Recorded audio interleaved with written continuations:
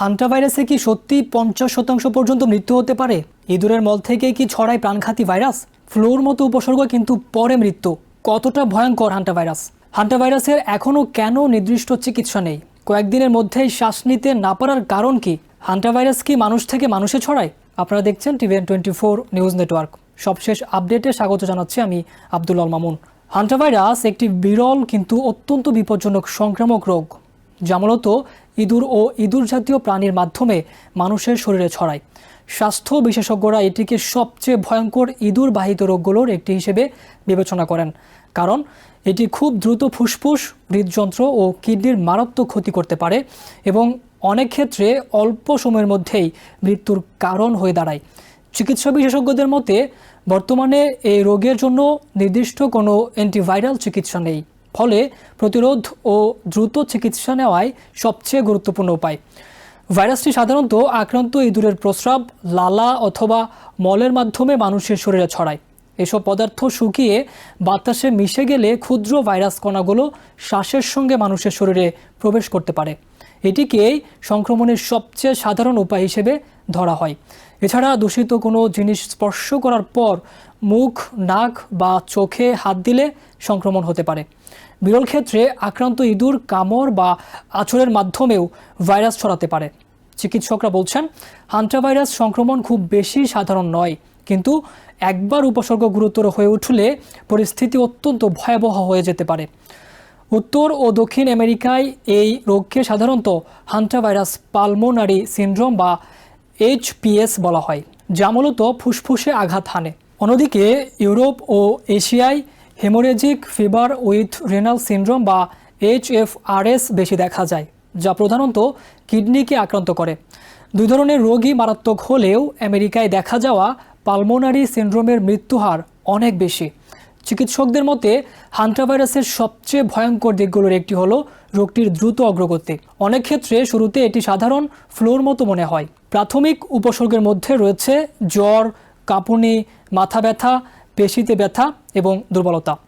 কিছু রোগের বমি ভাব, বমি, পেট ব্যথা বা ডায়রিয়া হতে পারে। যেহেতু এসব উপসর্গ সাধারণ ভাইরাল সংক্রমণের মতো, তাই অনেকে শুরুতে রোগটির ভয়াবহতা বুঝতে পারেন না, কিন্তু কয়েকদিনের মধ্যেই পরিস্থিতি জীবন সংকট তৈরি করতে পারে। ভাইরাসটি ফুসফুসে আক্রমণ করলে রক্তনালীগুলো থেকে তরল পদার্থ ফুসফুসের টিস্যুতে জমতে শুরু করে, ফলে শ্বাস নিতে মারাত্মক কষ্ট হয়। রোগীর কাশি, তীব্র শ্বাসকষ্ট, রক্তচাপ কমে যাওয়া এবং হৃদযন্ত্রের অনিয়মিত কার্যক্রম দেখা দিতে পারে। গুরুতর অবস্থায় ফুসফুসে পানি জমে শ্বাস প্রশ্বাস সম্পূর্ণ ব্যাহত হতে পারে এবং রোগীকে জরুরি ভিত্তিতে ভেন্টিলেটর বা নিবিড় পরিচর্যায় নিতে হতে পারে। মায়ো ক্লিনিকের তথ্য অনুযায়ী ভাইরাসে আক্রান্ত হওয়ার পর সাধারণত 2 থেকে 3 সপ্তাহের মধ্যে উপসর্গ দেখা দেয়। শ্বাসকষ্ট শুরু হওয়ার সময় অনেক রোগীকেই দ্রুত হাসপাতালে ভর্তি করতে হয়। স্বাস্থ্য বিশেষজ্ঞরা সতর্ক করে বলেছেন, দ্রুত চিকিৎসা না নিলে পরিস্থিতি খুব অল্প সময়ের মধ্যেই নিয়ন্ত্রণের বাইরে চলে যেতে পারে। হান্টা ভাইরাসকে এত ভয়ঙ্কর মনে করার আরেকটি বড় কারণ হলো এর উচ্চ মৃত্যুহার। স্বাস্থ্য কর্তৃপক্ষের তথ্য অনুযায়ী আমেরিকায় হান্টা ভাইরাস পালমোনারি সিনড্রোমে আক্রান্তদের মধ্যে প্রায় 35 থেকে 50% রোগীর মৃত্যু হতে পারে। উত্তর আমেরিকায় ডিয়ার মাউসের মাধ্যমে ছড়ানো কিছু স্ট্রেইনের ক্ষেত্রে মৃত্যুহার প্রায় অর্ধেক পর্যন্ত পৌঁছেছে। অন্যদিকে ইউরোপ ও এশিয়ায় দেখা যাওয়া হেমোরেজিক ফিভার উইথ রেনাল সিনড্রোমের মৃত্যুহার তুলনামূলক কম হলেও তা এখনও প্রায় 5 থেকে 15%। ভাইরাসটি বিভিন্ন ধরনের ইঁদুরের শরীরে স্বাভাবিকভাবে বাস করে। উত্তর আমেরিকায় ডিয়ার মাউসকে প্রধান বাহক হিসেবে ধরা হয়। এছাড়া কটন রেড, রাউস রেড এবং হোয়াইট ফ্লোটেড মাউসও এই রোগের সঙ্গে জড়িত। দক্ষিণ আমেরিকায় আরও কয়েক ধরনের ইঁদুরের মাধ্যমে সংক্রমণ ছড়ানোর ঘটনা পাওয়া গেছে।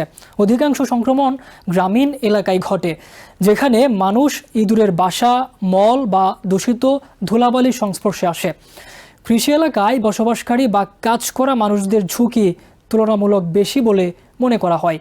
কৃষক, নির্মাণ শ্রমিক, বিদ্যুৎ ও ইউটিলিটি কর্মী, পেস্ট কন্ট্রোল কর্মী এবং পুরনো ভবন বা গুদাম পরিষ্কার করা ব্যক্তিরা বেশি ঝুঁকিতে থাকেন। কেবিন, শেড, গোয়ালঘর, এটিক, ক্যাম্পার বা পরিত্যক্ত স্থাপনা যেখানে ইঁদুরের বসবাস থাকতে পারে এসব জায়গা উচ্চ ঝুঁকিপূর্ণ হিসেবে বিবেচিত।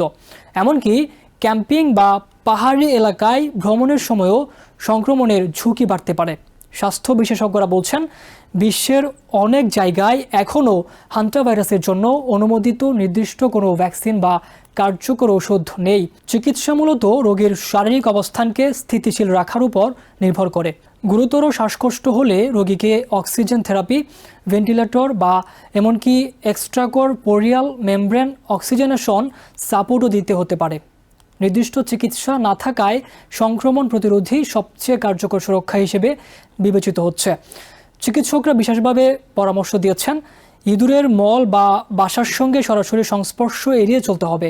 সবচেয়ে গুরুত্বপূর্ণ সতর্কতার মধ্যে রয়েছে, কখনোই ইঁদুরের মল ঝাড় দেওয়া বা ভ্যাকুয়াম করা যাবে না, কারণ এতে ভাইরাস বাতাসে ছড়িয়ে পড়তে পারে।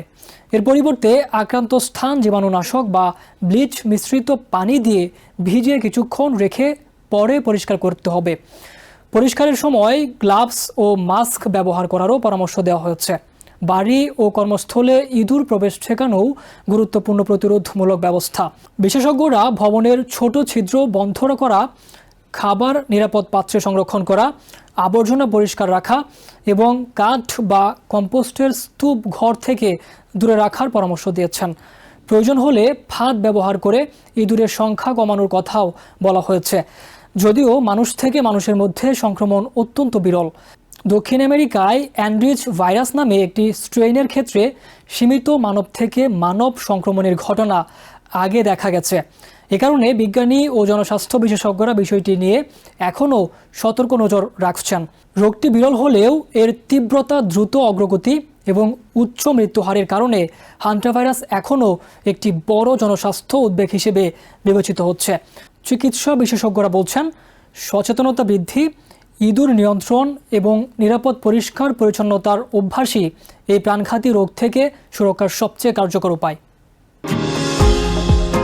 নিউ ইয়র্ক থেকে সম্প্রচারিত TVN 24 টেলিভিশন, বিশ্বজুড়ে বাঙালির কণ্ঠস্বর।